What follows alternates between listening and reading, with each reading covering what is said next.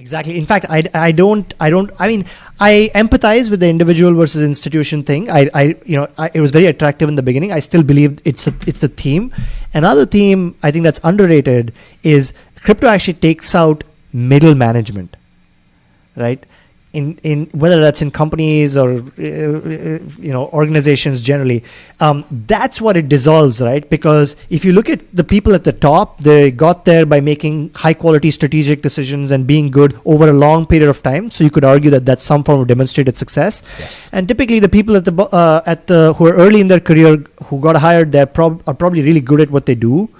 And the middle management is simply an information packet service, right?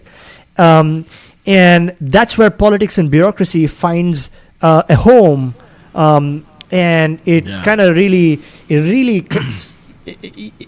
cuts creativity inside organizations, right? Yeah, previously you'd have to bribe a contract to execute itself, and now you don't have to.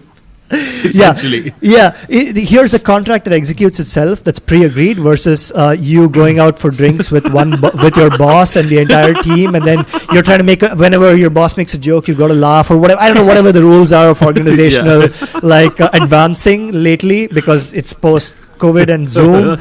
I guess you get on Zoom calls and laugh. But it's just once you play it, it's just, we were talking actually to the founders of this protocol called Instadap, and they're like, if you asked us to run a company, we wouldn't know how to do it, because we just have the community help. Like if you want something, we just post it on a board or like in our Discord, and somebody just goes and does it, and we just reward them with tokens for it.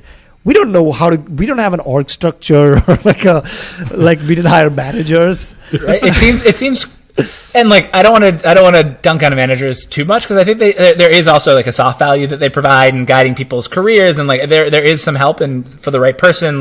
All of this, I don't want to paint with broad strokes, but yeah, it does seem absolutely crazy that at your salary or your whatever as a younger employee and your advancement was determined by contribution, sure, but whether that person liked you, and then also maybe there's pay bands, and so you could do a 10 times better work than somebody else and get a 5% pay increase, and so there are all these artificial kind of constraints, I think, on it that hopefully are being removed a little bit. And just look at the entertainment business, right? For instance, let's say you're hiring an artist for an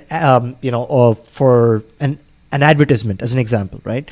You have an agency that's taking a massive double-digit percentage of that artist's fee just for negotiating on behalf of the artist, right? Whereas in crypto, you would just have a market-determined price in real time based on supply and demand, right? If, let's say, the artist had their own tokens and you had to buy 1,000 tokens to get to have them in your ad, right? You'd have a real-time dynamic market price of that, which all of it goes to the artist. So I'm not really, I'm not, taking shots at the middle management layer of companies or anything, but I do think that I definitely think that they're a much less efficient way of passing down or distributing value that is created. Totally. I think there's this interesting thing, you'll probably lose some quality in the you'll miss something that a professional agent or negotiator or somebody would have negotiated for you.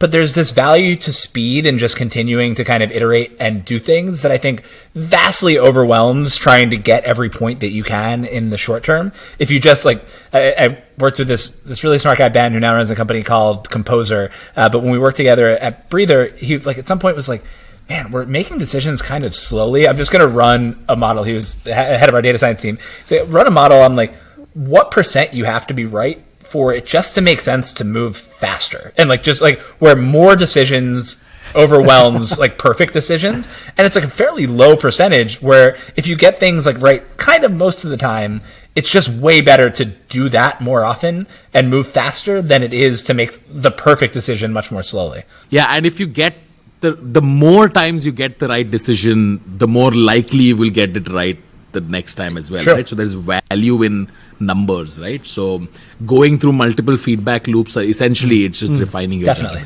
judgment. I'll say one last thing on this, which is that a lot of people want to be working creative jobs, right?